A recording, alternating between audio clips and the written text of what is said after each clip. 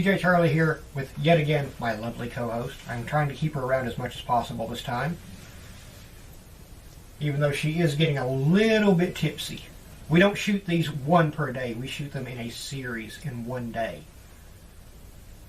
I am perfectly fine. Mm-hmm.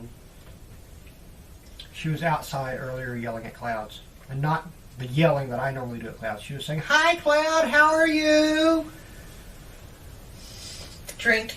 Let's get to the drink. Today we're making the Dark and Stormy. We start with 2 ounces of dark rum. Lovely. Lovely, lovely dark rum. We're building this right in the glass on top of the ice. You'll see why in just a moment. To that we add 1/2 ounce of freshly squeezed lime juice. You can use the bottled stuff, it's not as good. And then we add 3 ounces of ginger beer. Whichever brand you prefer. Because each ginger beer is going to add a little different flavor. I don't think it'll ruin the drink, but it will add a dimension. Give it a quick stir. Not too much of a stir. Why, Skunky? Because it goes whoosh. Now that's if you shake it, dear. Why don't you want to stir it too much? Oh, because you get rid of the carbonation. That's right. We want those bubbles. And there is the Dark and Stormy, which Skunky just took away from me. I like ginger beer. Do you like the Dark and Stormy? Very interesting. This rum has does rum have pineapple in it? It's a dark rum, so yes, a little. Okay. It's like tropical and gingery at the same time. It's kind of interesting. You don't expect that kind of depth of flavor from just rum and ginger and basically ginger beer. Very interesting taste. A little bit lighter color than I was expecting for a Dark and Stormy. Well, this ginger beer is usually lighter than the ginger beer I get. A lot of that depends on the ginger beer itself. This was I believe it's a British ginger beer, so it is a bit lighter. Our regular wasn't available. Very interesting flavor profile on that. It's a bit tangy and tart, but still very good. Once again, that was 2 ounces of dark rum. Of your choice. Yes. 1/2 ounce of freshly squeezed lime juice. And 3 ounces of ginger beer, once again, of your choice. Now, ginger beer is non-alcoholic. It's basically a stronger version of a ginger ale. You build it in the glass over ice, give it a quick stir, and you're done. Right. I definitely would go for the ginger beer, not a ginger ale, because it has a much depth of flavor than a ginger ale. You get more flavor out of it, and that makes it better. Well, friends, that's it for this cocktail. As always, catch us every Sunday evening at 7 p.m. Eastern Time on KJSR.net with our usual show, Nothing to Say. And, of course, if you want to watch more videos, you can either watch us on YouTube or on iFood.tv. Or at our website. On our website as well, nts-show.com. The thing about iFood.tv is you can get it on your iPhone, your iPad, your Android tablet, your Android phone, the iFood.tv website, your Roku video box, your Boxee video box. Some Sony TVs, they have an iFood.tv app. Just install it, go into it, and search for NTS Cocktails, and you'll find us. We're everywhere now, friends. And we'll see you next time. Drink what you enjoy, and enjoy what you drink. Bye.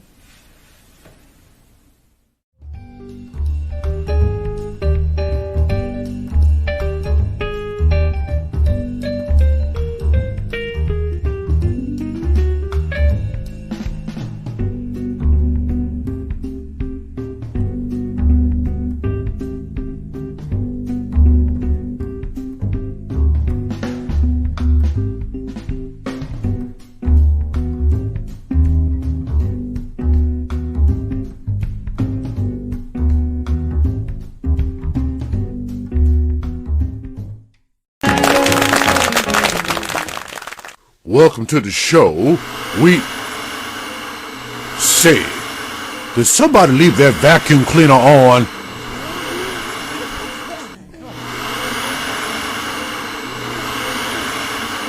Why, look, everybody. It's Peaches Christ and her trans-original diva escape ship. That's right, Doctor. My Tard-S. Can I go for a ride? Step right up and cling to Peaches. She's gonna take you to the outer reaches. Yay!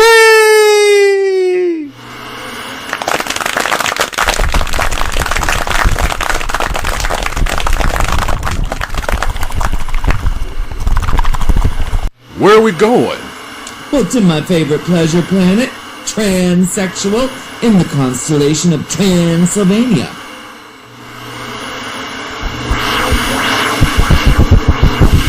What the hell? Feels like we're caught in the gravity of a black well. A what? Oh, it's just a black hole, but only 10 times bitchier. A black well is usually preceded by the arrival of my arch nemesis, Draculonda, the vampire of villainy. Prepare to be boarded, sugar. Damn, she's hot!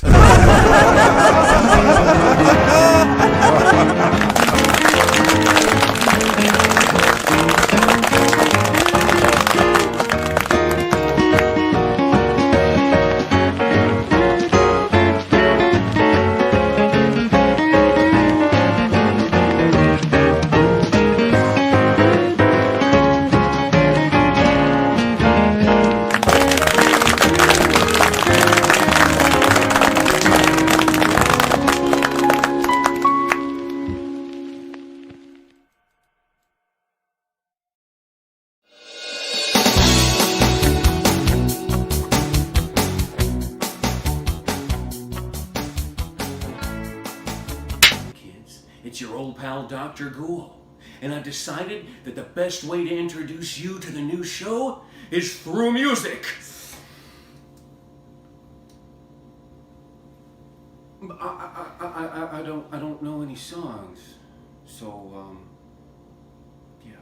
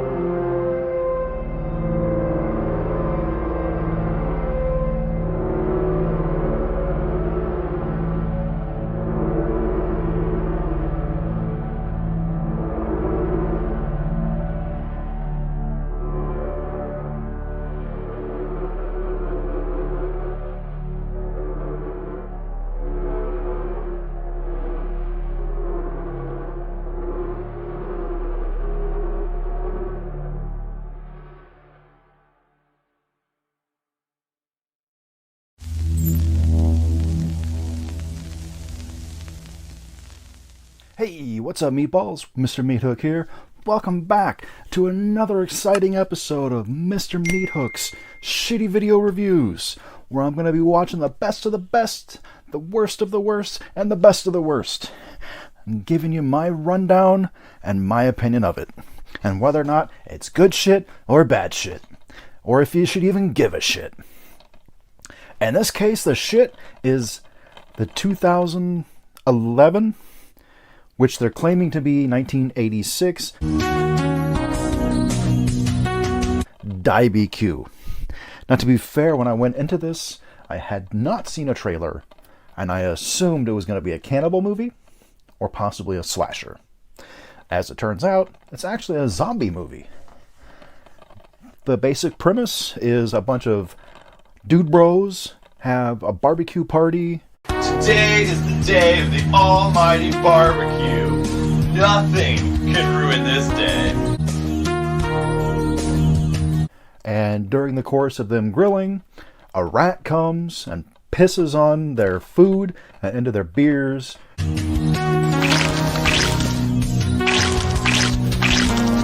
And they eat it and they drink it and they turn into zombies. It is super low budget. I'm going to guess far less than $1,000. If you're not familiar with poor man's process, that is where a bunch of people shake a stationary car and they make it look like it's moving. It's very common in low budget filmmaking, even higher budget movies. They'll do it, but they'll do it in front of a green screen so they can just put whatever they want and it looks like they're moving. In this case, they were doing poor man's process, but it's literally sitting in a driveway, and on each side of the car you can see that they're sitting in a driveway because they're sitting next to a house that's not moving and the car is shaking.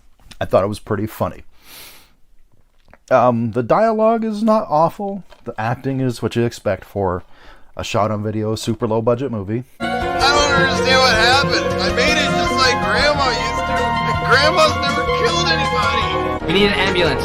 There was a terrible accident at our BBQ. So our friends ate something green. And they threw up and shit on themselves and they have died. We think it was something they ate. Not great. But, I mean, it's endearing. My biggest problem, honestly, is that this whole where they turn into zombies, it's in like the last 3 minutes of the movie. And that was really disappointing. I mean, it's only 34 minutes long, and once you remove the credits on the beginning and the end, it's like 30 minutes long. So we gotta wait basically 90% of the movie for anything to really happen aside from dialogue and a fully clothed well, not fully clothed, but a nearly clothed sex scene in which they're both still wearing pants and the girl's wearing a bra. Yeah. Is it amazing? No. Is it complete shit? No. I would recommend that you check it out if you're a fan of shot on video, if you're a fan of zombie movies, if you have to see like every zombie movie. Do I highly recommend it? No. If you can get it cheap or if you can find it streaming somewhere, check it out. This was released by Warlock Video. I picked it up from sovhorror.com. The link will be in the description if you want to pick it up. Yeah, it's directed by Jackson Furley. According to what I can find, this is the only film he's done.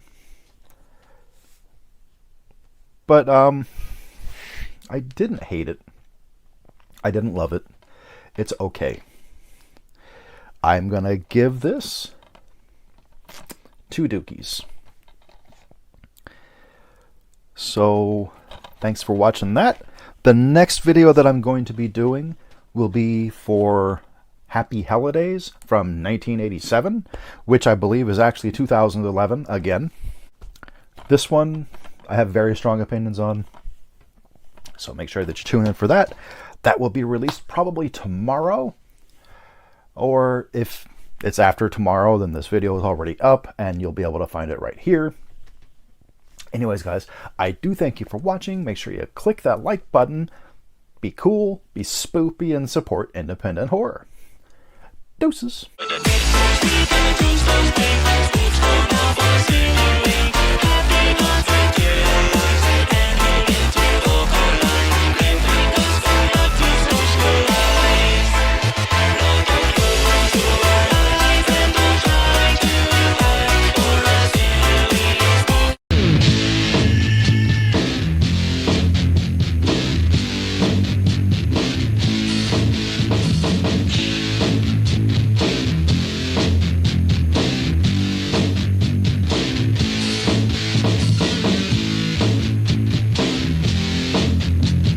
Just when you thought it was safe to throw away your VCR.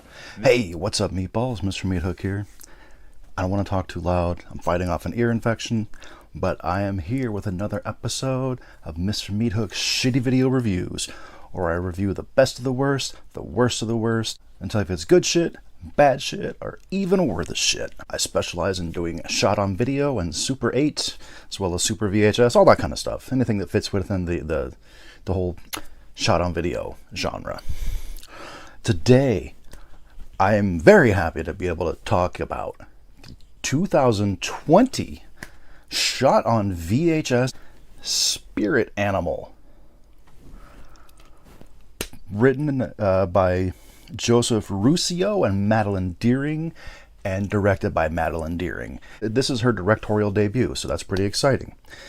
She was kind enough to send me a screener. Normally I show off the disc and the artwork and stuff. I will have a poster pop up right now that shows off the artwork. The disc she sent me is just a DVD-R with a name written on it, so nothing exciting to show off. But that's okay. Thank you, Madeline, so much for sending this. This has legitimately been my most anticipated film of 2020. So, let's get into it. First off, I want to say, I would be surprised if the budget for this movie is more than $1,000. It could be.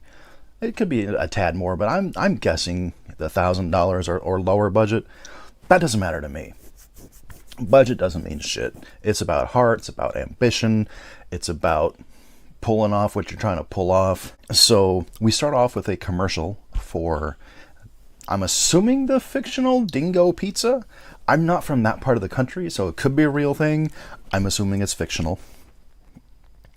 But the commercial's pretty funny. After that, we get a trailer. And oh my god, Madeline, please actually make this movie, even if it's a short. I have to see this. We start off with a commercial we start off with a trailer for a bathtub shark attack. Very reminiscent in my mind of like House Shark, which I absolutely love.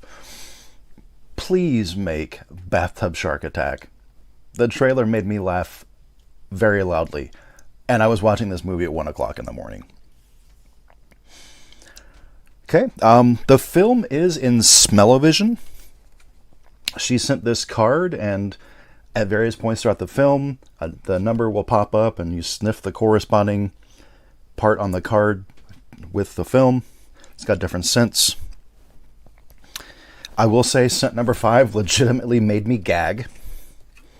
I'm sure that was the intent. You're introduced to a character who tells you, he's a bartender, he tells you how to use the Smell-O-Vision card, and then he goes over a spirit animal drinking game, all dealing with sharks. I thought that was a cool little touch, that she's thrown in a drinking game. I will say this, if you try to do that drinking game, you will be dead before the movie's over. Guaranteed. But the movie starts out at, I'm going to pronounce this wrong, I'm sure, Camp Wannawilla? Wannawilla? I think that's right. Shit goes awry, someone dies. 20 years later, a bunch of 20-somethings go to the woods where that camp was to celebrate New Year's Eve. We do get a flashback to Christmas Eve, where one of the characters is watching A Meowy Christmas. And that just made me laugh because A Meowy Christmas is directed by Steve Rudzinski, who made one of my favorite low-budget films, Karis Hell, which I absolutely love. So it was kind of fun seeing that. There were references in the film to... I'm going to do my best not to give away spoilers, or at least not spoil much, because this film's not even out yet. So, but yeah. There was a Sleepaway Camp reference that I caught right away. It's the whole eat shit and die, eat shit and live. Loved that. There was also a reference to Sleepaway Camp 2. The Happy Camper song was in the movie.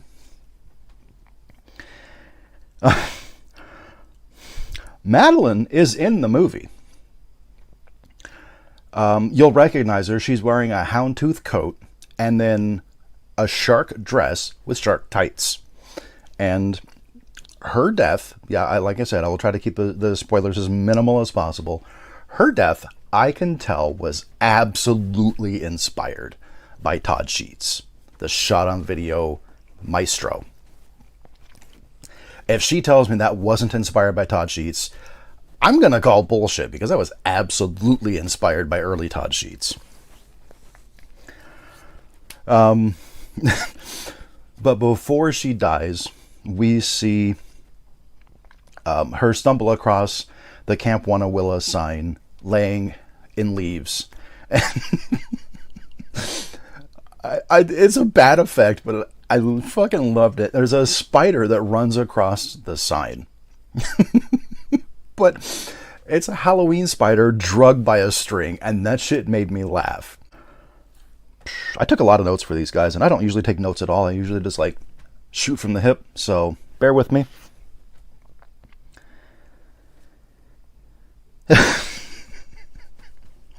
So Madeline goes into the woods with her friend Evelyn. Evelyn is sitting down waiting for Madeline. There's a guy in a dog mask in the woods going, woof woof, bark bark, arf arf. And Evelyn says, is that a dog? I fucking died. I had to give myself CPR because I died. This movie's so much fun, guys. Like, seriously. There's minor flaws with it, but it's a directorial debut. It's shot on video. I'm sure a lot of the flaws are intentional. Some of the problems, for example, you can tell sometimes in the same scene that they've used the onboard mic on the video camera, which is probably just an older camcorder. I'm guessing VHS-C. I don't know. I didn't see the camera. It could be a full-fledged VHS camera. I don't know. But you can tell sometimes they're using the onboard mic, and then other times they've done ADR and replaced the sound later. With one woman in, I think it was Lisa. I think the character's name is Lisa. There's one scene where they're by the campfire outside. And her dialogue at times doesn't match up with her lips don't match. It's out of sync, is what I'm trying to say. And like, it's really kind of tinny and echoey. Like, you can tell she was recording like maybe in a small room that didn't have much on the walls. There's a scene where a guy throws a burger at a cow.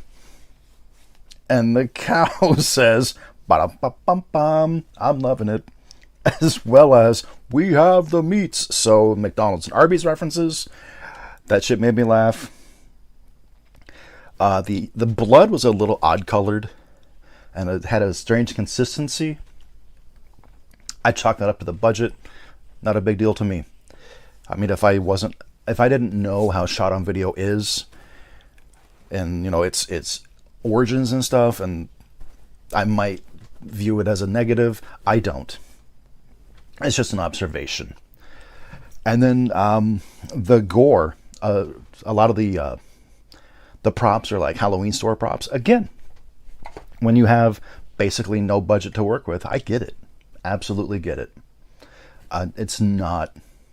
I'm not dinging it for it. You work with what you can afford. There's a scene where they burn a mask, and I was kind of sad as someone that collects Halloween masks. I know there's none behind me. I have very limited space. They're all in storage, but I collect Halloween masks. So there was a scene where they burned a mask. It kind of made me sad. There was a talking tree. The tree of life, that I'm guessing is like cardboard or like a really thin plywood, because you can see its mouth move, and it's like, you know, it's just got teeth. It's very obviously not a tree, but I don't care. There was 3 original kills. One of them dealt with a straw. One of them dealt with a pizza cutter. That one had the pizza cutter scene had very impressive gore, especially considering the budget. And then the third original one was a death dealing with a banana.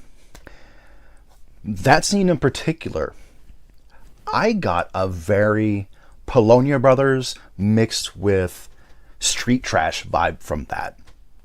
So correct me if I'm wrong, Madeline, but that's what I got from that. There's a reference to The Room. Made me laugh. Overall, the sound design and the score were fantastic. It wasn't too synth heavy, but it seemed like all the music was original as well. You can tell she was going for that late 80s, early 90s feel. Not too much synth, but there's definitely synth there. The shot selection was great, especially during some of the chase scenes. Very, very good shot selection. I can't say much for the cinematography because it was filmed on VHS and it seemed like it was filmed on a used VHS. So, I mean, you got the cinematography that you get with that. I did notice a typo in the credits. So, just an observation again. One of Joseph Russio's names in there, because he's in the credits numerous times. One of them is misspelled. And then one of the credits that made me laugh was for additional lighting. It was credited to the sun. My only real complaint doesn't actually have to do with the film at all. It has to do with the smell-o-vision card. This is just my opinion. They're too close together. The smells kind of blend together. I think if they were further apart, like, you know, on the corners and then the middles, top and bottom, it would be better. You can take my advice or leave it. That's up to you. It's just my personal take on it. You know, a couple of them, if I hadn't known what it was supposed to be because it's happening on the screen, I probably wouldn't have. Number 5, though, holy shit, that's potent. But I love that she did the gimmicky smell-o-vision thing, like, you know, like William Castle would. Great homage to William Castle. Got homages to Todd Sheets, the Polonia Brothers, Sleepaway Camp series, The Room. It's just I had a fantastic time watching this film. I will be promoting the shit out of this movie. So if you follow me on social media, you'll know when it's going to be coming out, because when I know it's coming out, I'm going to be hyping the hell out of it. So I was hoping that I would be able to do this, and I truly feel like I can. This is going to be the first film to receive 5 full dookies on the Dookies rating, with 0 being the shittiest movies ever, and number 5 being the cream of the crap. This is a 5 dookie film. Guys, if you like low budget, if you like, you know, shot on video, Spirit Animal is going to blow your fucking socks off. If you're not wearing socks, then it's probably going to blow your feet off, which could be uncomfortable. Anyways, guys, I do thank you so much for watching. I want you to be cool, be spoopy, and support independent horror. Deuces.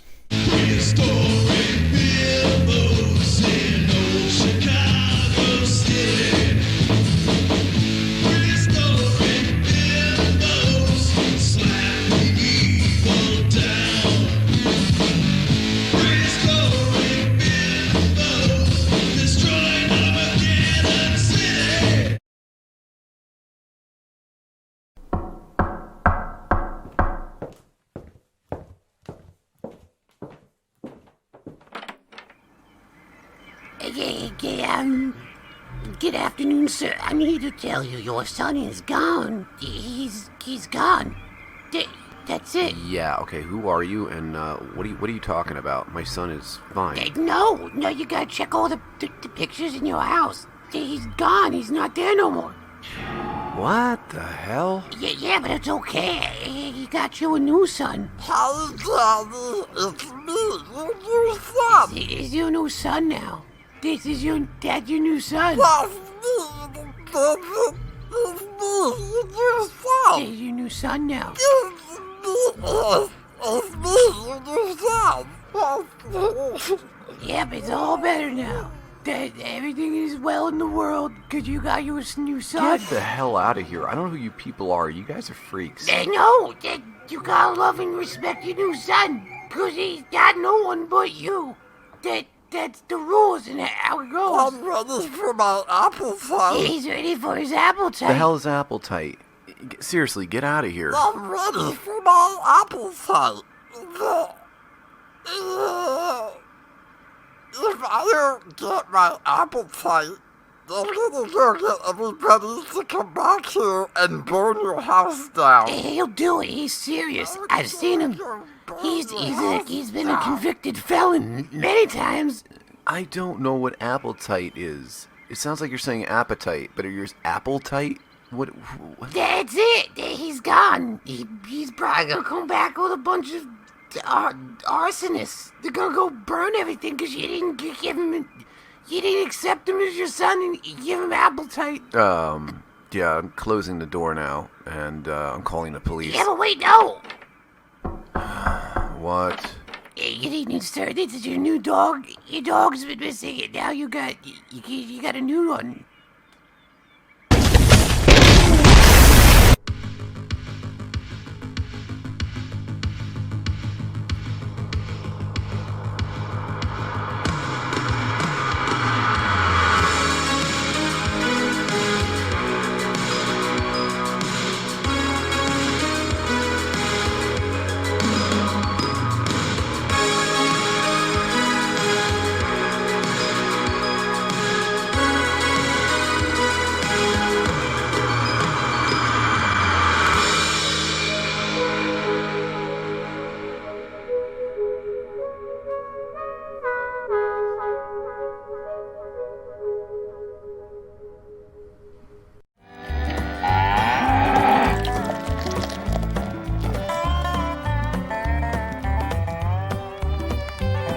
Here in America, we depend a lot on our dairy farmers, don't you know?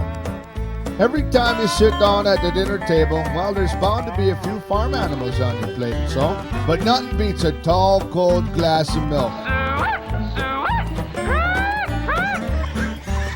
Pigs, well, they're great for making bacon. But trust me, pig milk is nothing to write home about, eh? And good luck trying to get milk from a chicken, don't you know?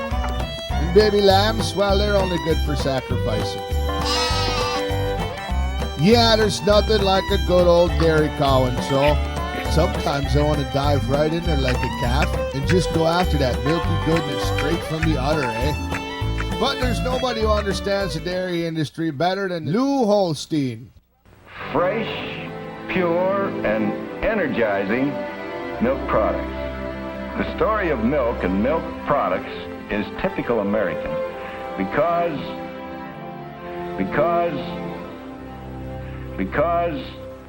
it is a story of progress.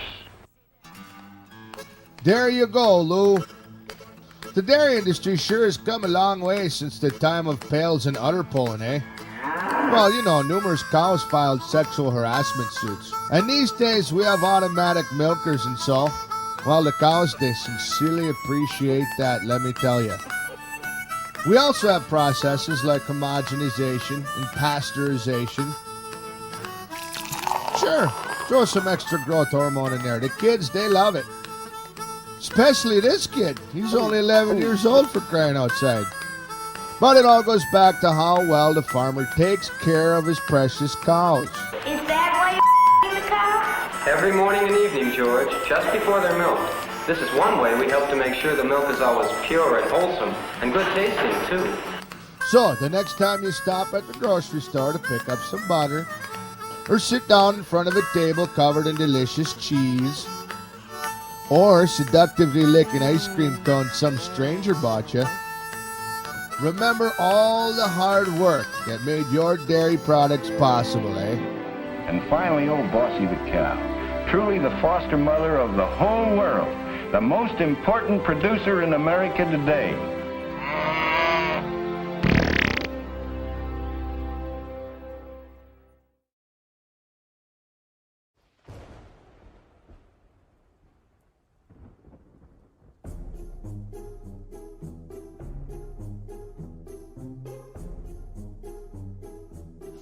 Welcome to Dr. Torpor's Theater of Fate. We're going to visit a family's home, meet a young boy, but the tarot has revealed unto us that this is a unique boy. Just why it should have happened, or why it should have happened, Ghibli have said. Nor perhaps could it even have occurred to him to ask. Unclouded by the thin illusions that we all experience as though they were solid reality. It takes a lot of imagination to look around oneself and realize all of this is arbitrary. Everything, our culture, the world, life itself could be completely different than the way it just happens to be, and different in an infinite number of ways. Moving up to the Arctic Circle, we again enter a zone of perpetual snow. All he needed to do was to think of that morning. To fall in love with what could have been instead of what is. What a gift, and what a curse.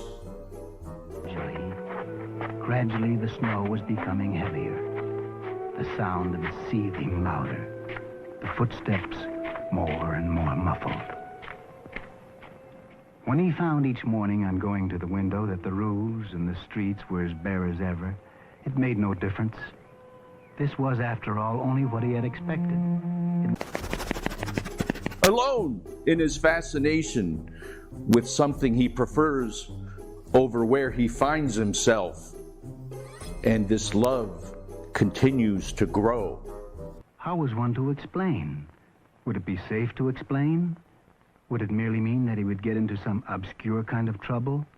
And how could he explain his new world?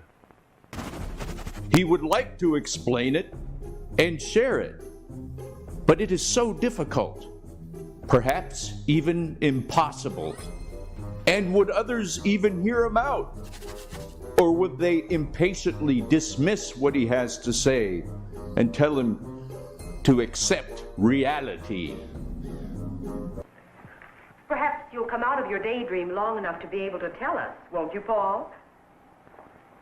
It is what we now call the Hudson River. And? He thought it was the Northwest Passage. He was disappointed. Thank you. Yes, come out of your daydream. Resign yourself to the way things are. Don't be stuck in a fantasy. Join the human race. But Paul is disappointed with the world in which he finds himself. Wait, Paul. Just wait till we're alone together. Then I will tell you something new, something cold, something sleepy, something of cease and peace in the long, bright curve of space. Several theoreticians who studied eternity eventually lost their sanity. We must not infer cause and effect here, but we could agree that the endless sea of possibility must be very intoxicating. And when you look into that void, what looks back? I'm just thinking. But my dear, about what? About what? Yes, Paul, about what? Anything. Paul, you're making this very painful for your mother. What are you thinking about?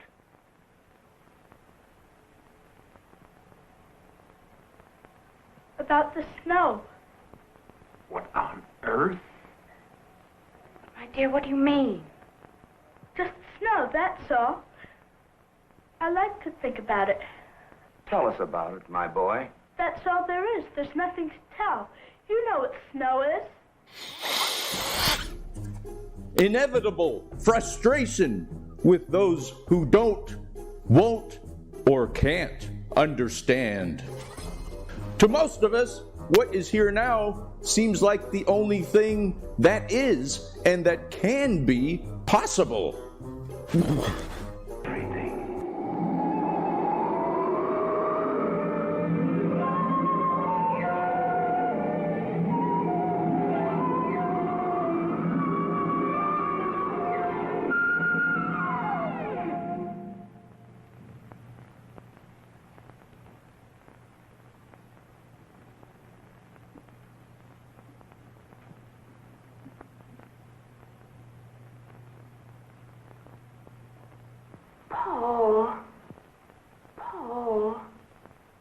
Paul, go away. Oh, Paul, I hate you. A mother's nightmare. Your child saying they hate you. Yet, none of us requested to be born, nor do we get to select who we have as parents.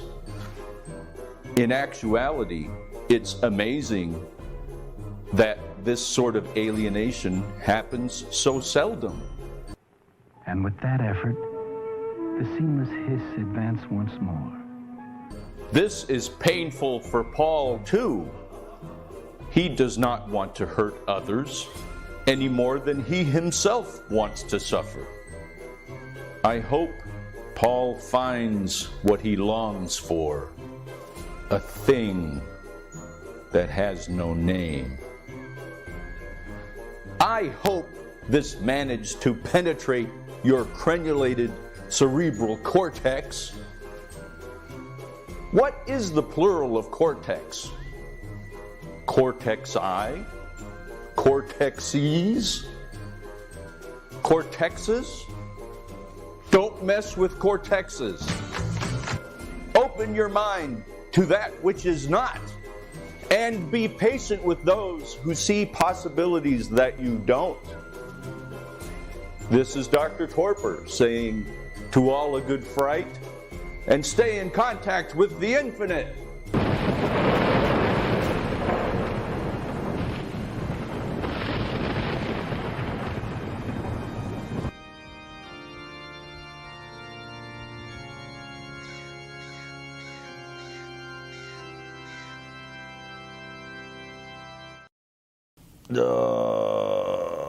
I'm sorry.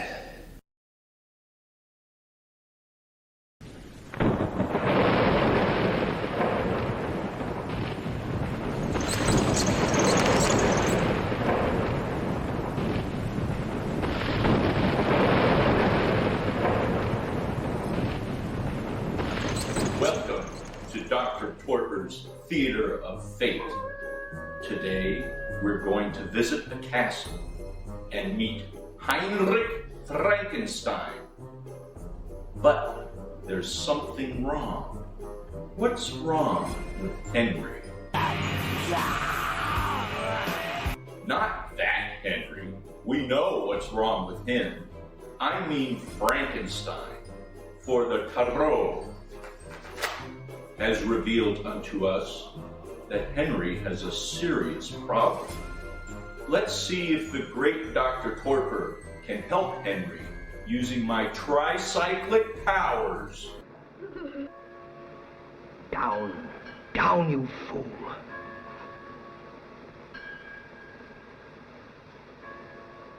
Henry pushes Fritz down so they won't be seen, but then Henry lingers himself, risking getting caught, which is the very thing he wanted to avoid. This is not the first contradiction we will see from Henry. And what is he doing there anyway? Waiting to rob a grave? This is something Henry would not do ordinarily. You can tell you're moving in a bad direction when you observe yourself violating your own values.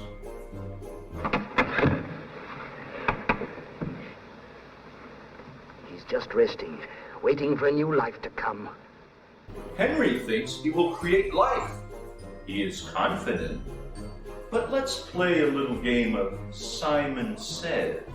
There is a difference between being confident and deluded, and you fall, unfortunately, into the latter. Is it all right? The neck's broken. The brain is useless. We must find another brain. Looking for a brain? That's a tough one. It's not like you can just go to the produce aisle. You may be right. It had probably been dead too long. It wasn't fresh enough. Yes, that's what frightens me. The very day we announced our engagement, he told me of his experiments. He said he was on the verge of a discovery so terrific that he doubted his own sanity. There was a strange look in his eyes, some mystery. His words carried me right away. I hate to break it to her, but Henry was thinking about the honeymoon. That Victorian morality.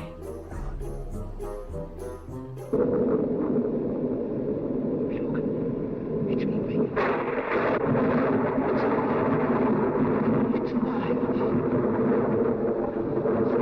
It's moving. It's alive. Oh, it's alive. It's alive. It's alive. It's alive. Oh, in the name of God. Now I know what it feels like to be God. Now we know what God does all day. He acts like this. I wonder if trying to restrain God is what got Lucifer expelled from heaven. Apparently, God does not like to have his pleasure preempted. Petty, petty, petty. Perhaps we should break out the Ouija board and find out the truth. Get away from all this fake news. Here we have a fiend whose brain must be given time to develop. It's a perfectly good brain, Doctor. Well, you ought to know. It came from your own laboratory. The brain that was stolen from my laboratory was a criminal brain.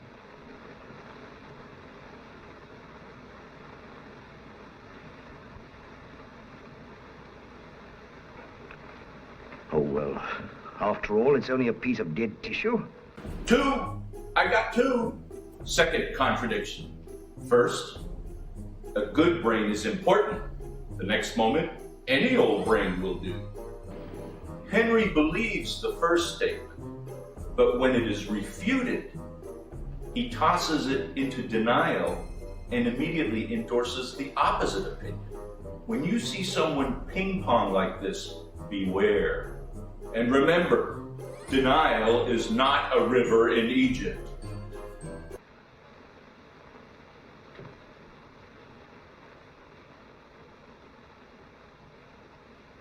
Take care there, Frankenstein. Take care.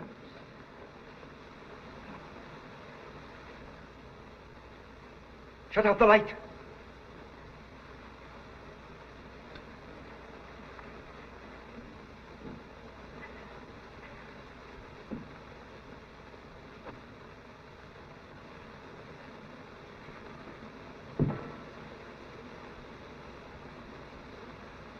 Sit down.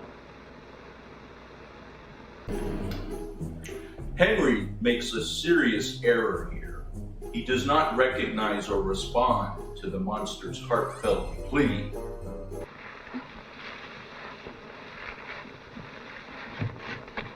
You stay here, Maria. I'll just take a look at my traps. Then we'll go to the village and have a grand time, huh? You stay and play with the kitty, huh?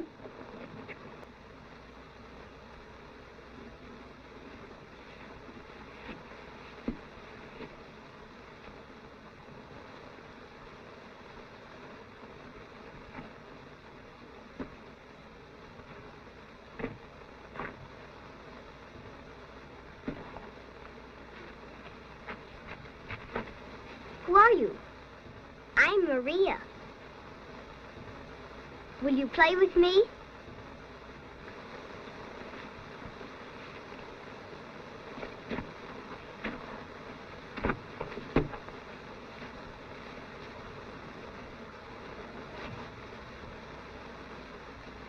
Would you like one of my flowers?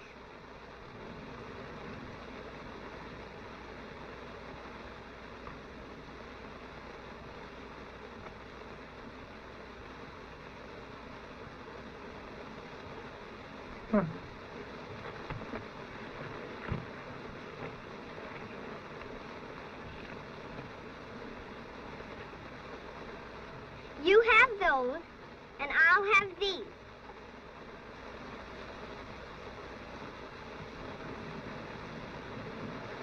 I can make a boat.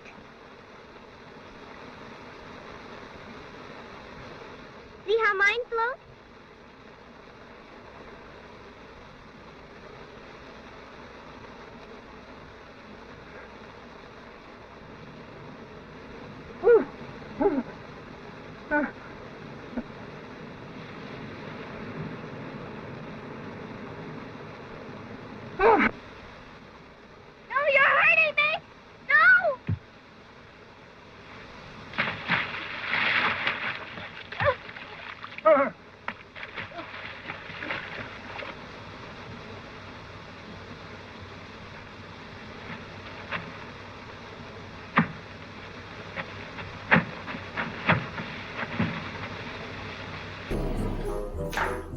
Unintended consequences.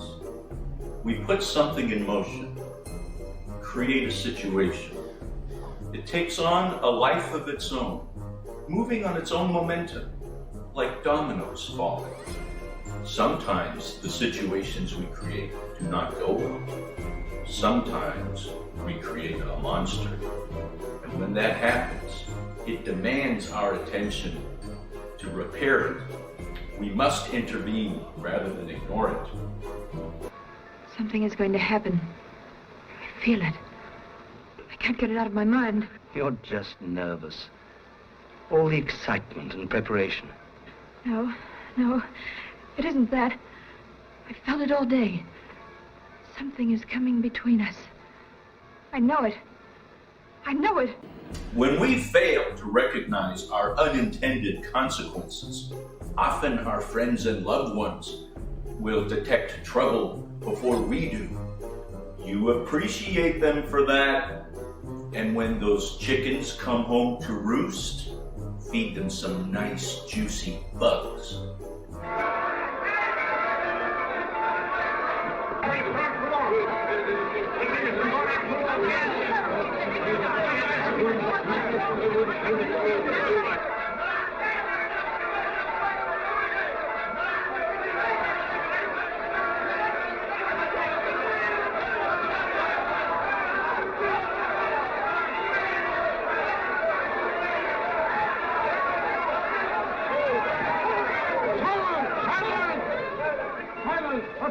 What is it? I left her alone, supervised by a kitten. We live next to a lake and I didn't teach her how to swim. I never told her to not talk to strangers. I need to be hotlined. I'm a bad parent. Here's the proof.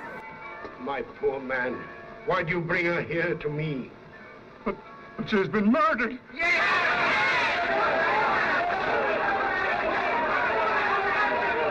Silence! I'll see that justice is done. Who is it? A dead girl. Very sad. It's tragic. What kind of people act this way? Please welcome the President of the United States, Donald J. Trump.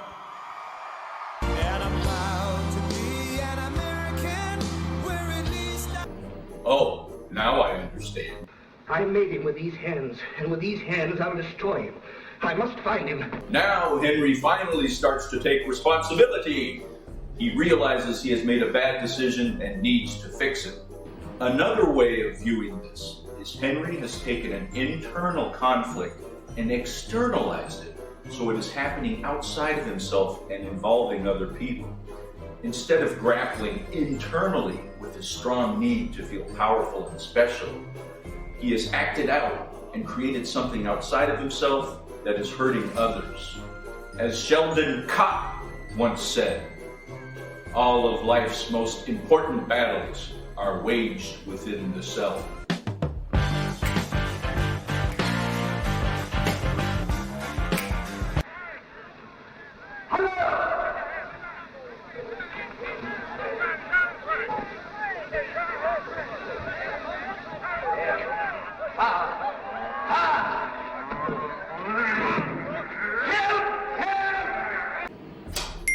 Asking for help. To sincerely ask for help takes humility. This is another step in the right direction for Henry.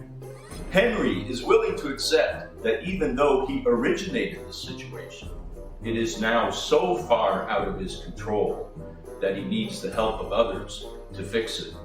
So don't be afraid to ask the right people for help. I told you.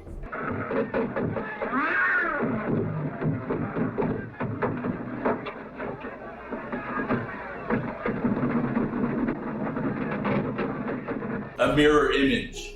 Henry and the monster are one. Another way of interpreting this. Henry has split off and rejected a part of himself as unacceptable. Now he is faced with the difficult process of reintegrating that part back into himself, becoming whole and stop hurting others. None of us like the monstrous part of ourselves. But if you reject it and pretend it isn't there, it will still express itself, and in ways you don't like. And others won't like it either. It is a painful and difficult struggle to reintegrate parts of yourself that you've split off and rejected. And it is also difficult to fix situations you've created that have hurt others. To do this, you must fortify yourself by either eating your Frankenberry cereal. Frankenberry is part of this good, nutritious breakfast. Or some of those juicy bugs that you give your chickens.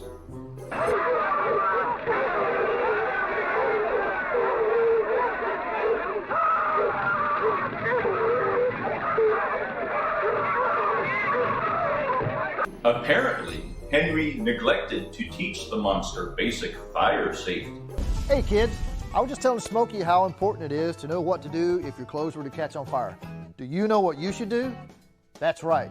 Stop, drop, and roll. Although stop, drop, and roll won't help you if you're in hell, but it might make you cook more evenly, like a rotisserie. Magnifique. The meat just falls off the bone. I hope your cobwebbed cranial chasms were able to take something away from this. So stay integrated, clean up after yourself, and be nice to chickens. That's the secret. That's the key. This is Dr. Torpor saying, to all a good fright, and stay in contact with the infinite.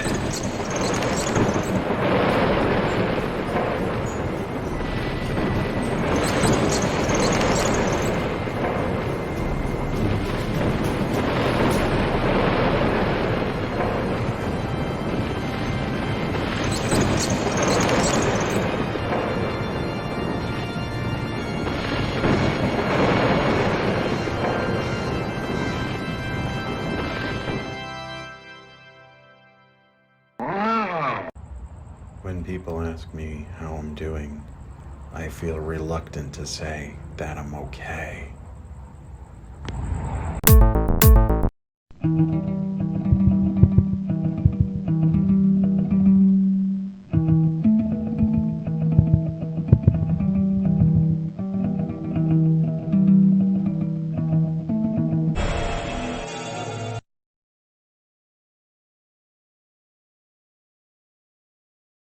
So in a spacecraft Jolly Roger, I'm receiving a message to take care of the Dark King.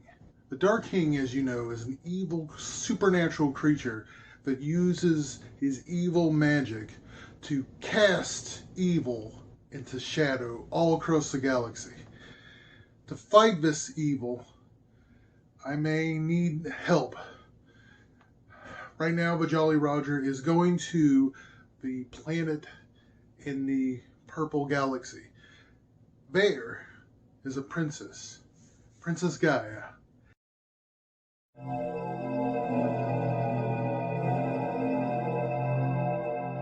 There is a magical item that has helped Astro Space Heroes before me before. It's called the Orb of Will, and from that energy, I may be able to stop the Dark King. Gaia, I need to use the Orb of Will to take care of the Dark King. Astro Space Hero, this is Princess Gaia. Use the Orb of Will to stop the Dark King. I will take care of the Dark King. I will take care of the Dark King, and I will also take care of the Orb of Will. Only its light can stop the Dark King. Take care, Astro Space Hero.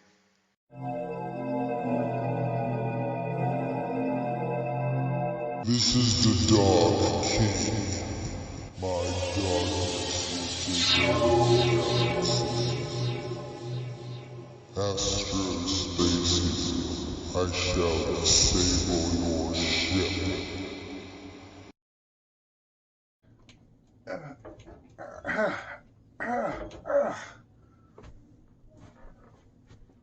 None can stop the Dark King. Well, Dark King, you've underestimated one thing about all of us Astro Space Heroes. All of us can use a device called the Orb of Will. And now, this Orb of Will be used against you, Dark King. I'm going to connect this Orb of Will into the energy. Lock weapons. And fire. Astro Space Hero, we will meet again. So says the Dark King. Gotcha, Dark King. And whenever there's evil in this universe, there'll always be energy and the force of good against evil. So says Astro Space Hero.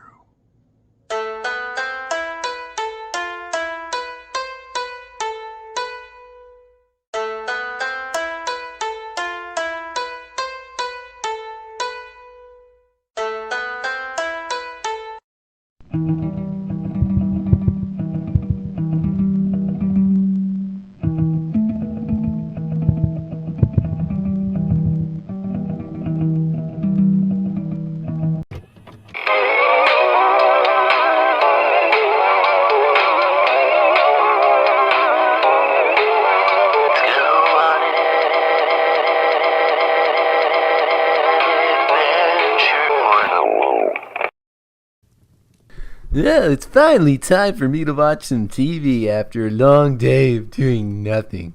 Well, ooh, Bigfoot Moonshiners. This looks like a good one.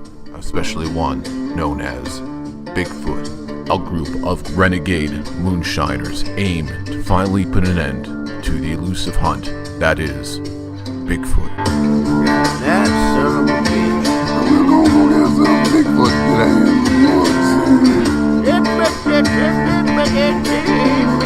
Armed only with guns and lots of booze, they venture into the woods at night with no flashlights.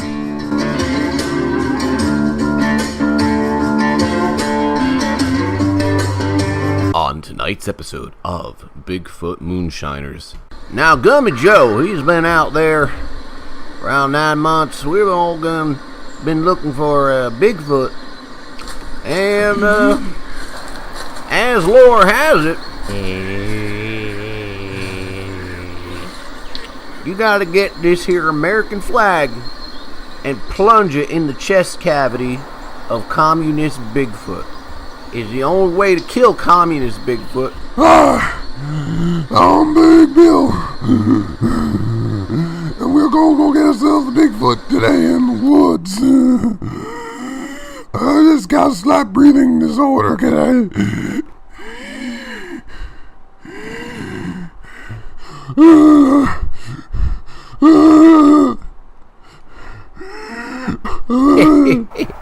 I could listen to you all day, Bill. You got pork chops under your arms for no reason. Over there we got old Geach, trapper. He ain't been all right since, you know, his wife went off with that other guy. That son of a bitch. What does the fox say? Geach, you're having a senior moment. I ain't done with my song, and I know what you kids are doing up there. I've been chasing Bigfoot since the 1992s, and it can't get it out of me. Damn, the last time I was the big, but the fuck said. Now, Geach, you know we ain't hunting no fox out here. We're looking for a Bigfoot. I know what we're doing. And then up there in that there tree, we got UFC Frank. He's been in the military and in correctional facilities many times, mostly against his will.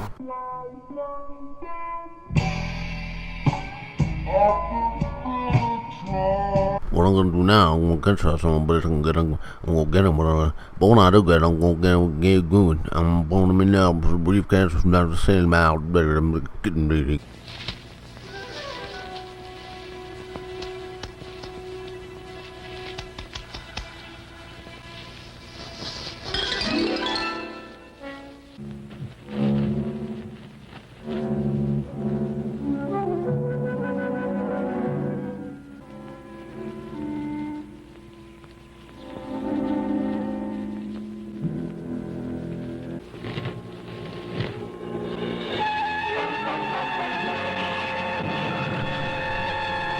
I think I'll change it. I'll tune in later, see what's going on.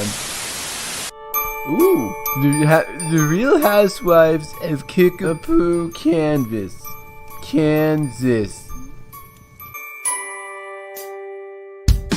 Bethany, this cake is outstanding. It's so good and delicious. I love it, and I love you. And God bless all the work you're doing overseas. You're a good person, Bethany. I don't care what they said. I would also like to add, this cake is delicious. Were you up all night making this cake? I think it's fantastic. And I also think it's good that you're helping with your husband at the Humane Society, because we gotta get those things into the people. But I gotta say some other things too. It's so good. I might have to ask you how you got the recipe for this thing. Because it's that delicious, Bethany, and I'm proud of you, and I'm proud of the country you're serving. It's so good that you and your husband are going in and taking in stray dogs. It's good you do that at home.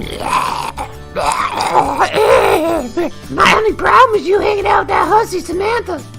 What could she ever do for anybody? She's a hussy, and she's no good. It is, regrettably, she's here with us tonight. She's here with us tonight, and I don't want her in the bacon club no more. I don't want her in the bacon club anymore, Bethany. I don't want her in the club anymore, Bethany. She's not a hussy, and her husband needs a seat. And I don't care what you gotta say. I want you out of the bacon club. I don't want you in the bacon club no more. You're gonna make all the fun of all our friends here, and that's it. I'm not gonna do it. I don't care about Becky. I don't care what you think about me. That's it.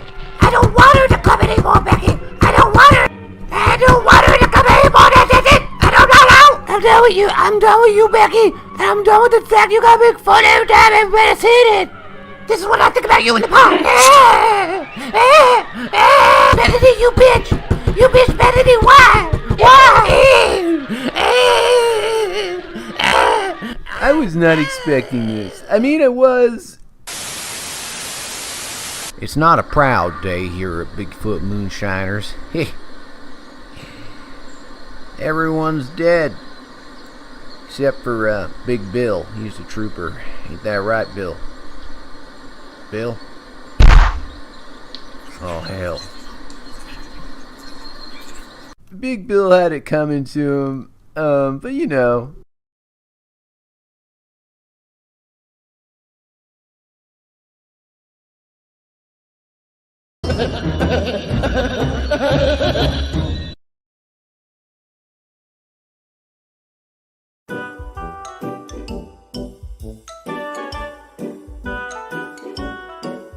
Justin Sable,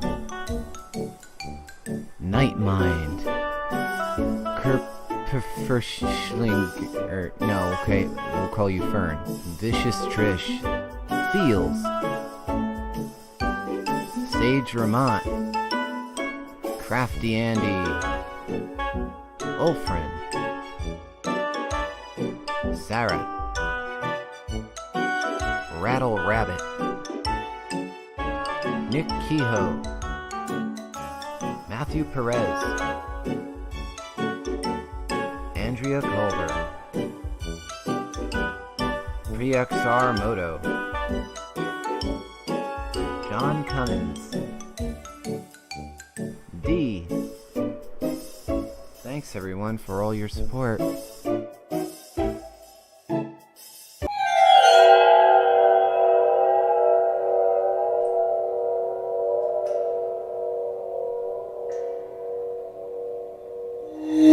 There once was a ship that put to sea, and the name of the ship was the Billy O.T. The winds blew harder, bowed it down below, my bully boys blow.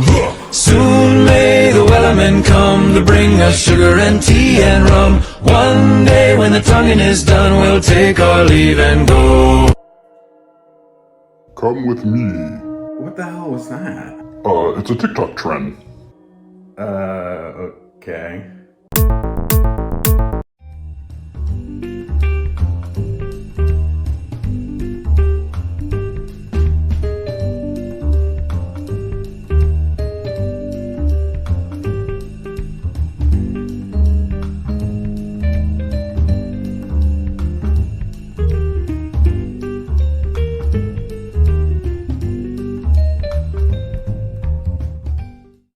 Friends, Charlie here yet again.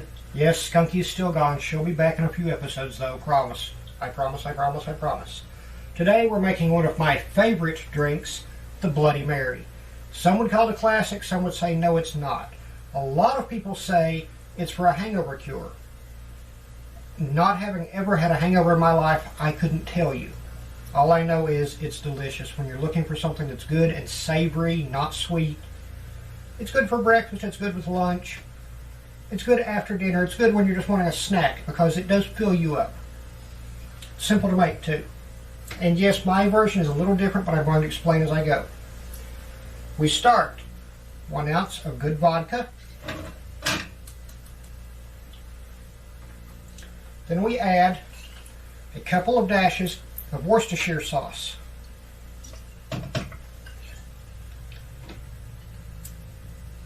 And then we move on to 1/2 ounce of fresh squeezed lemon juice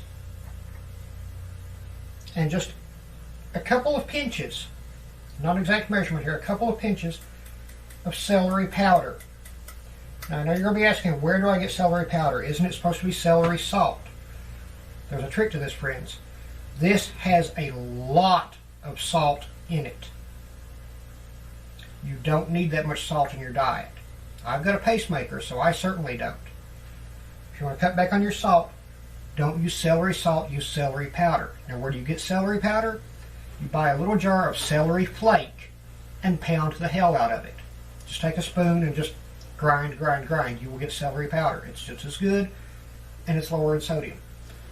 On top of all that, you add 3 ounces of tomato juice.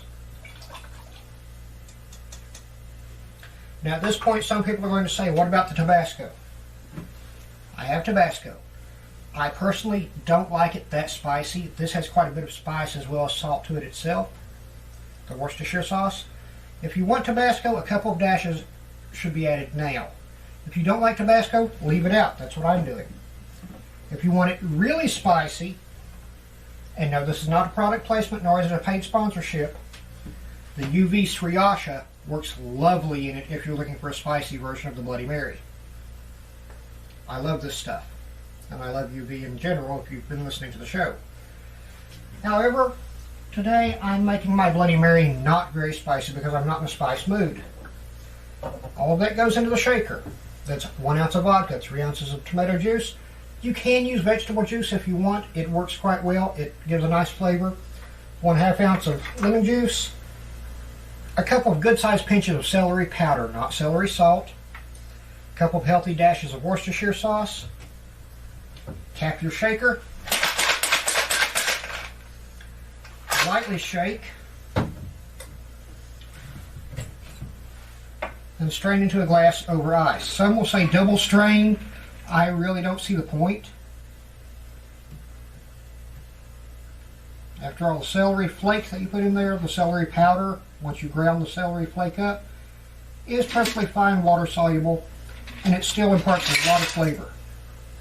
And if you ground it fine enough, you won't have any floaty bits in there. A beautiful Bloody Mary.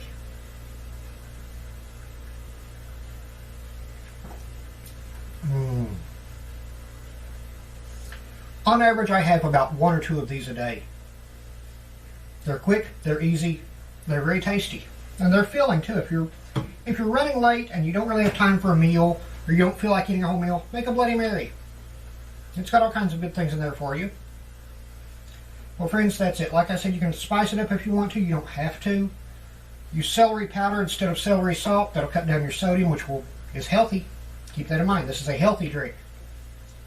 Anyway, friends, aside from that, that's it for this time. Be sure to catch the next video when it comes out.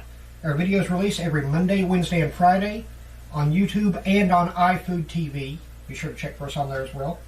And we will see you again on Sunday at 7 p.m. Eastern Time on KJSR.net.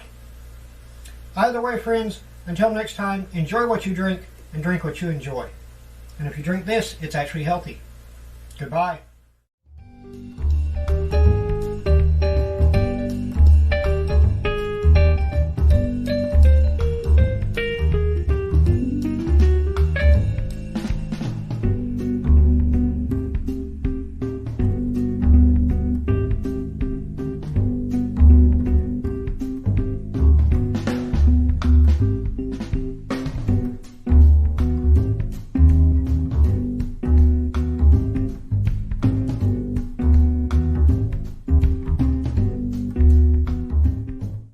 Well, that was bananas.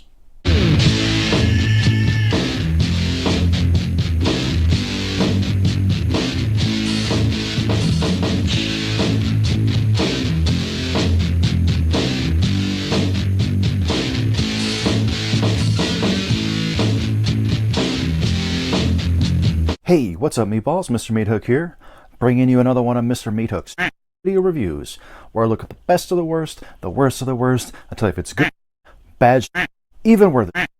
Today, I'm super excited. I was able to get, it's not really like super early copy, but I was able to get a copy of Psycho Ape by Addison Binnick. I'm not sure how it's pronounced, but I've been looking forward to this movie for like a year and a half when I first stumbled across a trailer for Psycho Ape, sometime early to mid last year. I've not yet watched it. It is still sealed, but let's check out a trailer real quick. Prepare yourself for the most intensely bananas motion picture of our time. Psycho Ape. Primate movies have come and gone. This is also a movie. Psycho Ape, a bloodthirsty banana butcher with revenge in his veins, stabbing his way into your heart.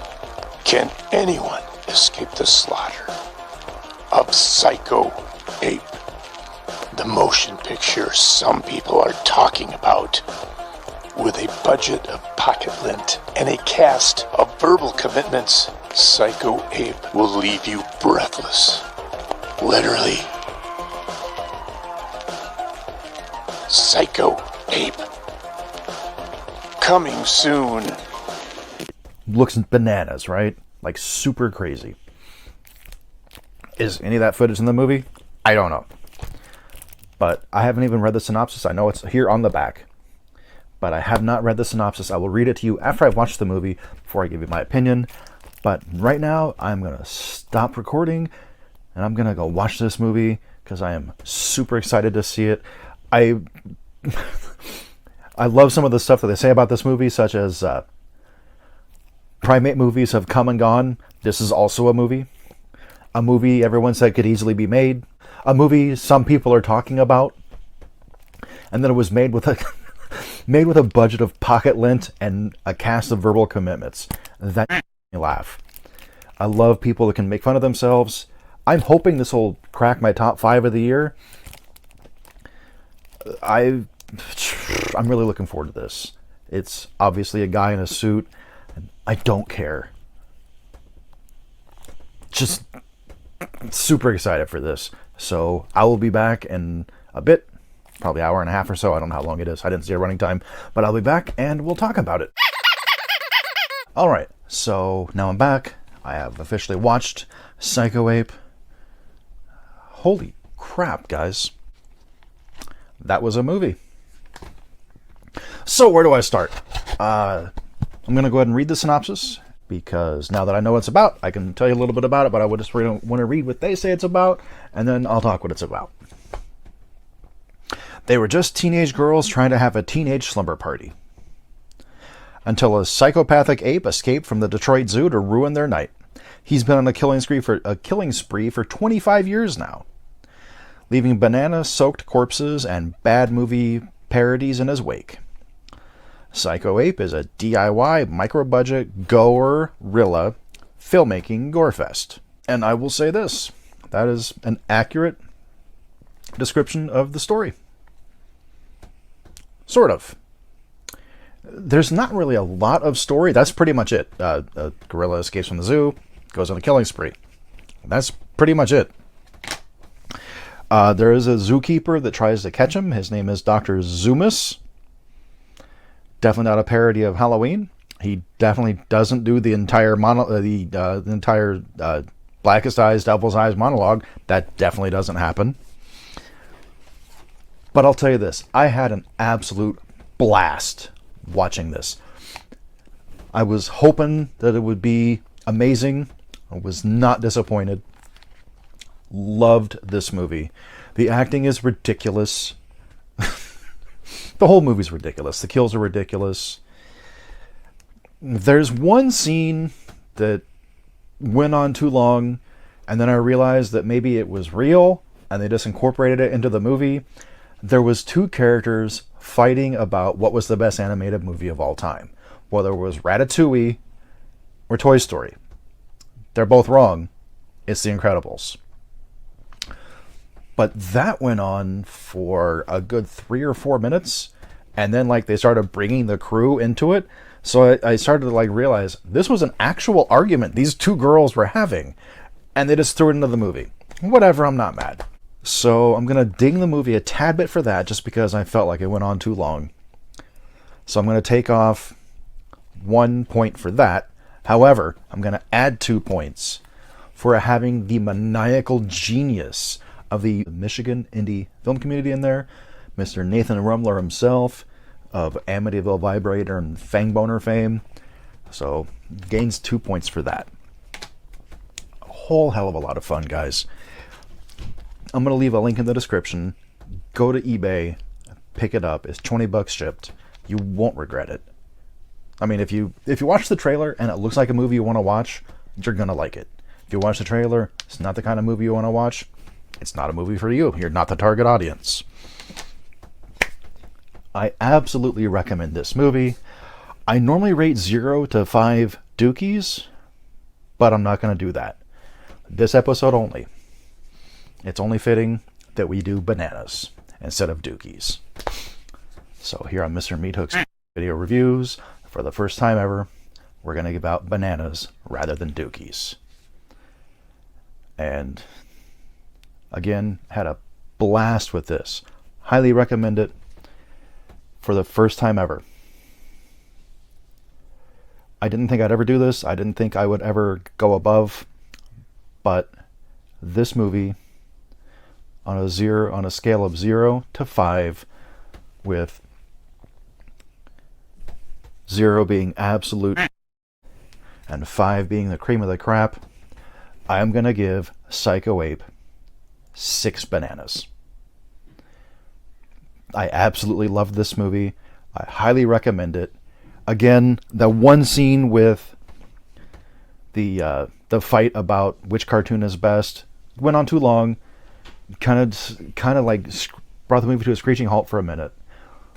But then it picks right back up, goes back into its insanity mode. I highly recommend it for anyone that thinks the trailer looks good.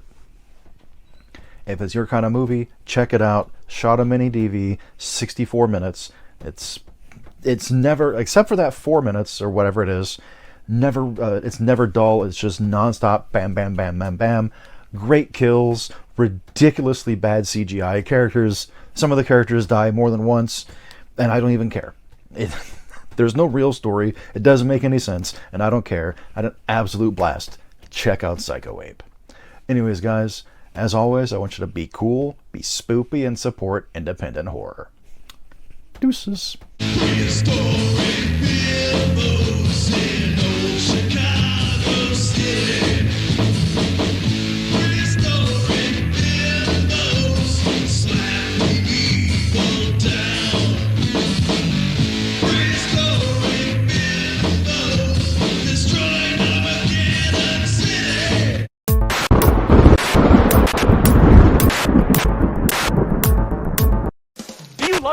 But hate the messy cleanup? Me too! Hi, Mark Gill here for the miracle completely non-stick, and it eliminates cleanup.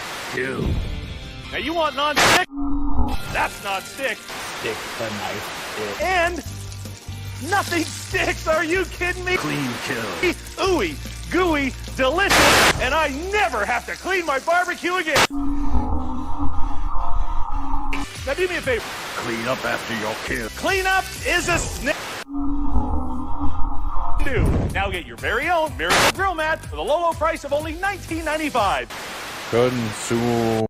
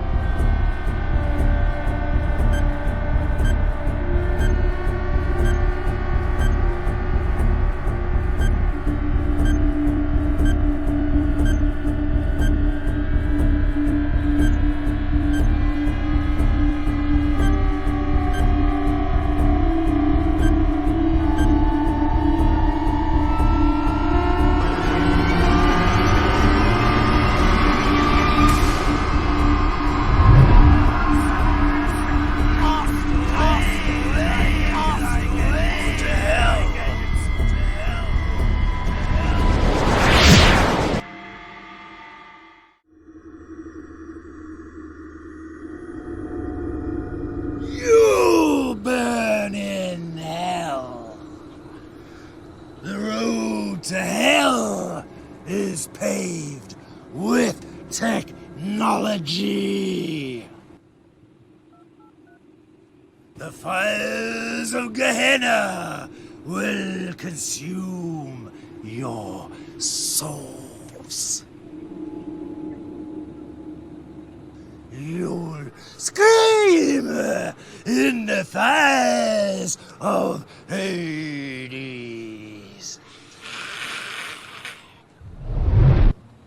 As it is written in the holy book of Ahosath, cast away thy gadgets. The road to hell is paved with technology. According to the Old World Schmagoogle database, that is actually written in the Sacred Scrolls of Azimuth. Schmagoogle? Schmagoogle? That is the devil's own database. And evil from the old world. And no work of demons. Please do not use the word demon. It is very derisive and discriminatory. Especially against beautiful, beautiful people like my daughter, who is mutantly gifted. Her horns are so beautiful. Apologies, young Victoria. Oh, nice job preaching morals to the community. First, you upset Sebastian, who's only trying to help, and then you discriminate against Horngirl here. The old world was destroyed by the evil of technology. Yet, some wish to preserve and develop this abomination. Technology is neither good nor evil. It is the way that something is used that makes it what it is. There is no good or evil. It's just a matter of preference. If you like something, it's good. If you don't like something, then you call it evil. People call my daughter evil, but they're wrong.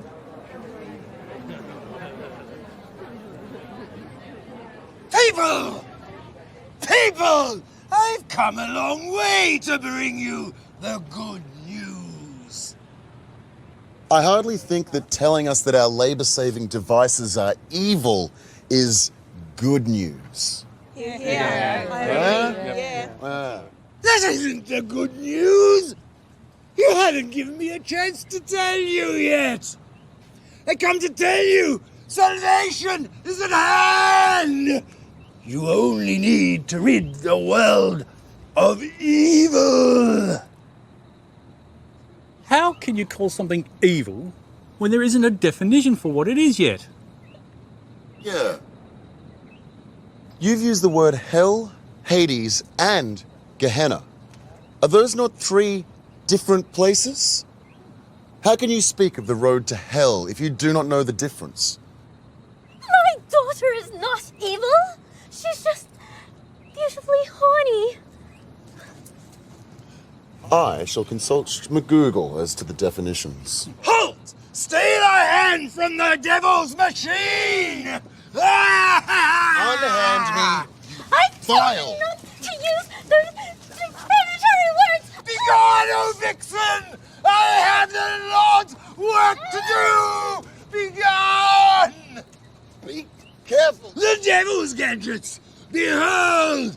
Such evil destroyed the old world and will be the death of ours! Be careful! This is the precision instrument! It must not be mishandled! Begone, O devil instrument! I shall destroy thee and send thee back to Gehenna! Oh, now you've done it. You've messed with the lithium crystal batteries, and now they've mixed with the superhydrate fuel.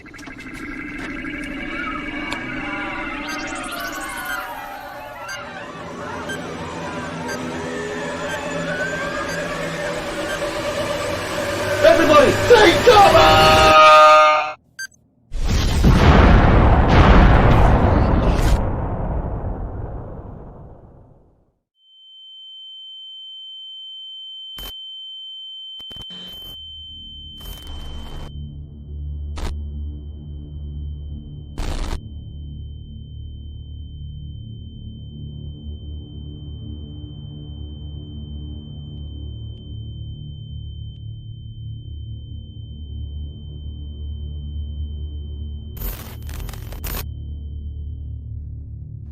I told you that technology would destroy us all.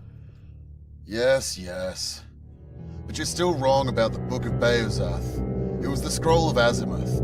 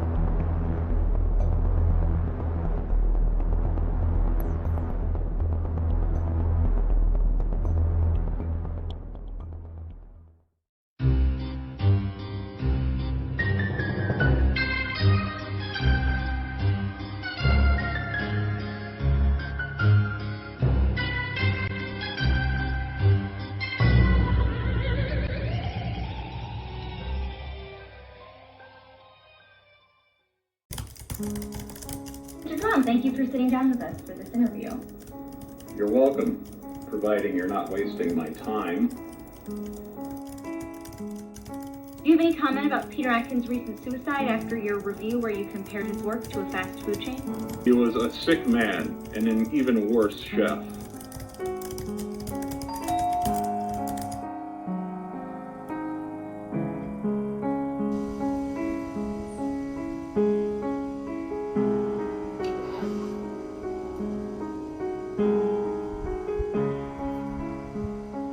What do you say to all the people who feel that your negative, disdainful reviews stem from your boredom and depression? Well, to be honest, very few things actually blow my mind.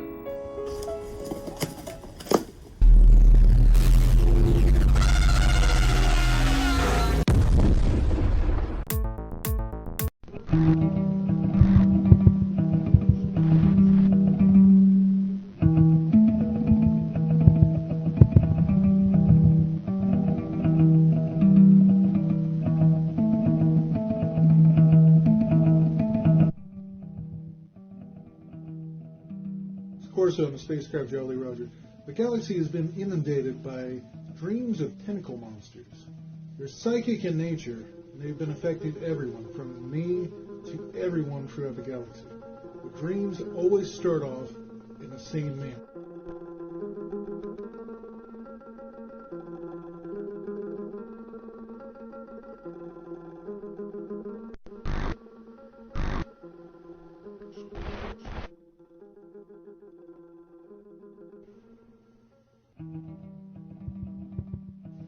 Evidently, there's some psychic phenomenon in this part of the galaxy. It's dark and dangerous. I'm taking the Hangar 18. It's an old but good spacecraft with an opinionated computer program. She's quite a lady.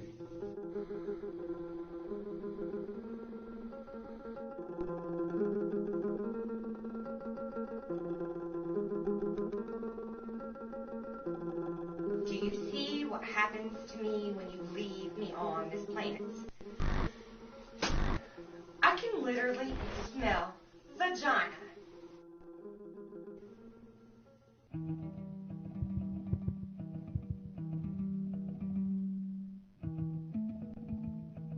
Up and go.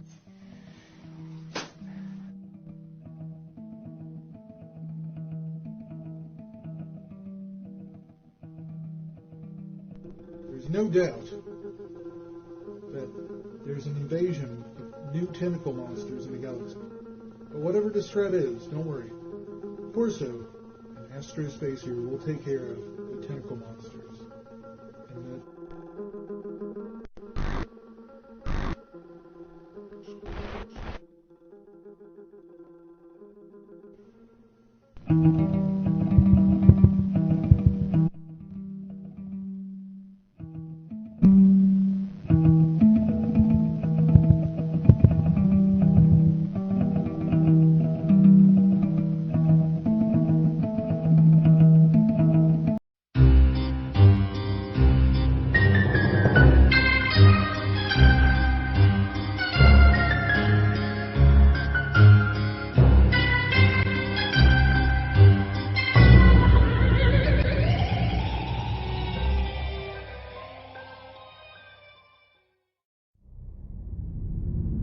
glowing in the evening sky.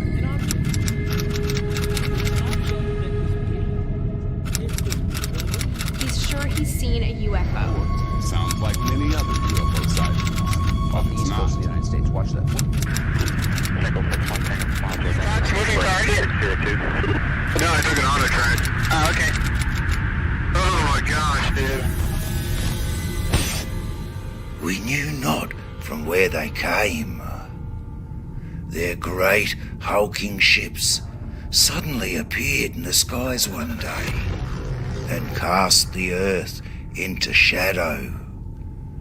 The power of the massive engines depleted the ozone layer, and so our world was scorched. Many perished from the harsh, unfiltered rays of the sun, but there were survivors. from the ragtag, downtrodden remnants of humanity. Some brave souls organized themselves into a resistance movement.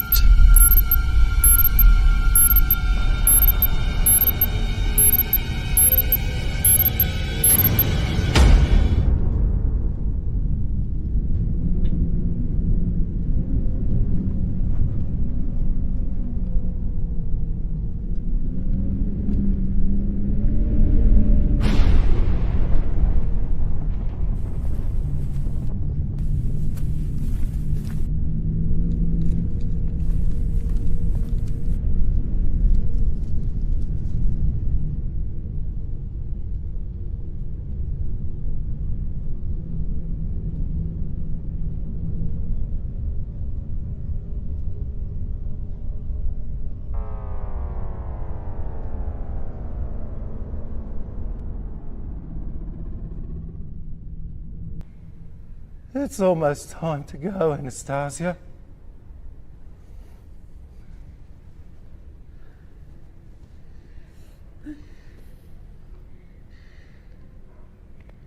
If you can't do it, I'll do it for you. Look, I understand that it's the hardest decision a mother could ever make. No. You've decided. I haven't. I haven't. Not yet. The choice is simple. The resistance. The resistance are coming soon, and we can't take our child with us. They won't allow babies to slow them down. Now, we either go with them and have a chance, or we stay here, and then we'll all die. You don't know that for sure that all three of us will die. I just know that our chances are better with them than without them. I mean, this isn't just about sacrificing our baby so that we'll live. Look around at this horrible toxic mess that we live in. Is this really something that you want to bring a child into? No,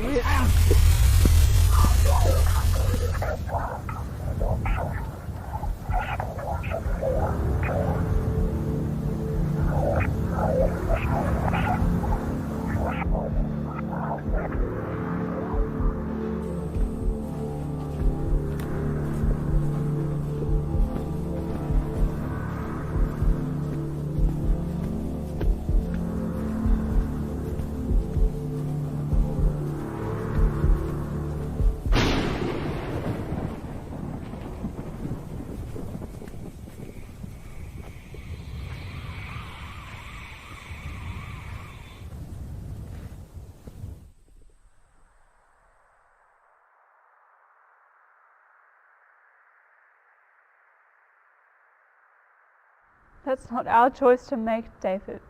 And little Stephen's too young to speak for himself.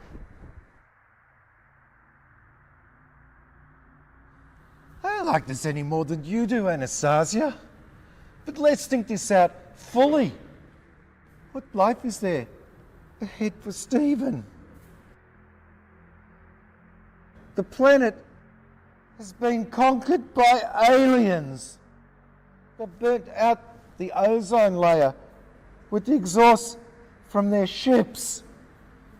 And no human being can go outside without risking being burnt alive. Humanity as we know it is gone. Humanity as we know it has been here for a few thousand years. People have lived on this planet for hundreds of thousands of years, throughout ice ages and other such calamities. Who are we to say that our baby won't survive, maybe even thrive? Are you really willing to take a gamble on a long shot like that when the resistance is only a kilometre away? They have underground bunkers, supplies, weapons, a community, and a plan for the future. Children are the future. They won't allow them. So what sort of future is that? One where we just live out our lives, or whatever is left of them? That's no more than a post-apocalyptic palliative care where you wait out your death in relative comfort and safety. Life is about hope. I'd rather die than an existence based in such misery.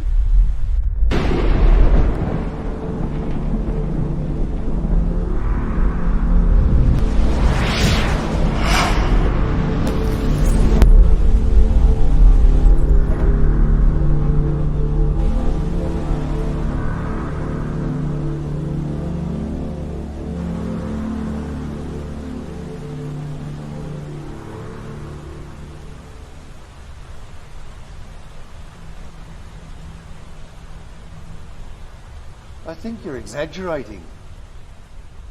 I can't imagine that everybody is just waiting around to die. Some will be looking to try to take back our planet. What they will or won't do is just conjecture. Killing our baby is fact. I'm not so sure that I'm willing to do that. I don't believe that we have the right. When we became parents, we entered into a sacred duty of care. It's not just about us anymore. A parent should be willing to lay down their lives for their children. I agree, and I would, if the circumstances were just a little bit more normal. I don't want to go with the resistance. Really. I've thought about it, and there is no future in a community without children. We can debate all that we like about life being about survival, but it also is about the survival of the species. I'm sure that once they've re-established themselves, people will start to have children again.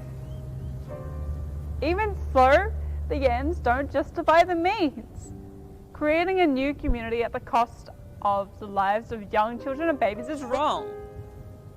We can talk that we like about some future utopia, but if it's built on the blood of the innocent, what sort of society will it be?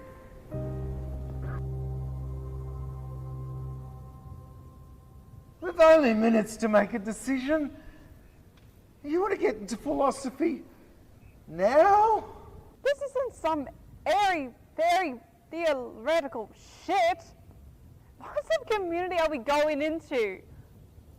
Some sort of totalitarian nightmare where they ask us to do vile things in the name of the greater good? David! They want us to kill our fucking baby!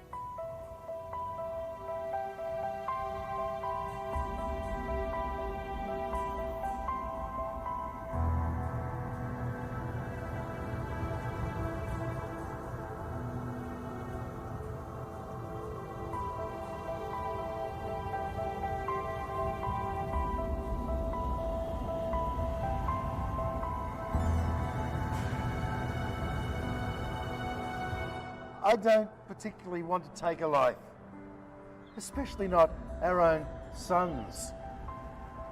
I'm just looking at the options presented here.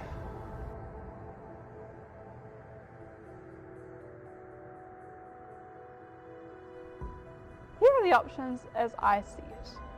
Yes, our world has been decimated and life will be harsh. Our options are to brave that as a family, together.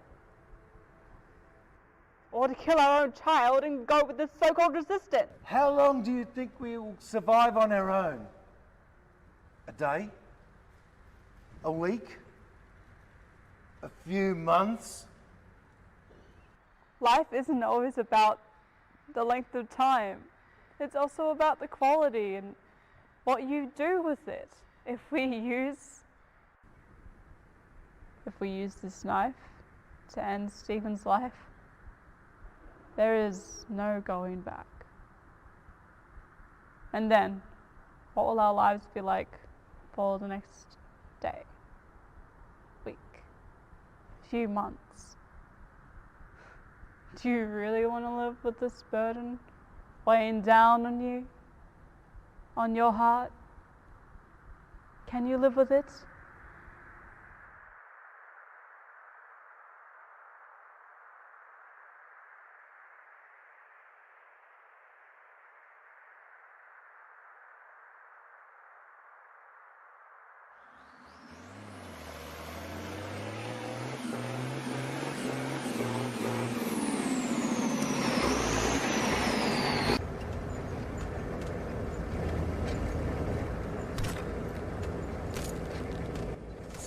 Come on. We need to go. Now. Give us a minute. I'm not weak. I know. You only want what is best for us, but it has to be for us all. I don't know if this is a mercy killing anymore, or just a convenience for us so that we can just live a little bit longer. Damn you, Anastasia. You think too much! It's not about either. It's about whether a just society can be built on unjust foundations. Can we really be part of a community that asks us to kill our baby for the price of admission? We gotta go. Now! Fuck off! We're taking our chances on our own!